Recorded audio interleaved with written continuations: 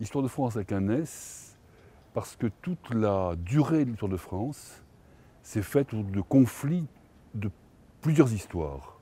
Je peux vous dire que la Bastille a été prise le 14 juillet 89. Ça c'est vrai, hein. Il n'y a pas de débat là-dessus. Hein. Mais sur le sens de cette prise de la Bastille, il y a de multiples débats. Je pourrais vous montrer 3, 4, 5, 6 interprétations de la prise de la Bastille. D'où le S. Hein. Le S qui est à la fois un peu provocateur, parce que c'est la seconde raison. Je pense qu'il n'est plus possible de dire il y a une histoire de France. Selon les manuels, par exemple, du début du XXe siècle, les manuels à l'école catholique faisaient commencer l'histoire de France à Clovis. Les manuels républicains la faisaient commencer à Vercingétorix. Moi, j'essaie d'expliquer, mais c'est un peu un jeu, pour me faire comprendre qu'on pourrait la commencer à la fondation de Marseille, en 600 avant Jésus-Christ. Pourquoi pas, hein? Si on commence, selon le moment où l'on commence l'histoire de France, on ne fait pas le même récit.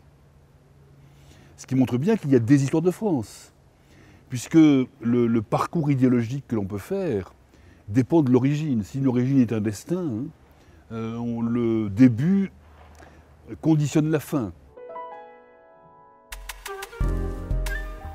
Nous sommes dans un pays où il y a d'innombrables mémoires qui très souvent sont blessées et s'affrontent les unes les autres. C'est très visible tout le temps dans l'actualité.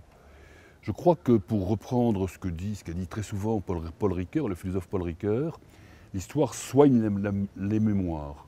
Donc il s'agit de faire rentrer les mémoires en histoire et les soigner ainsi.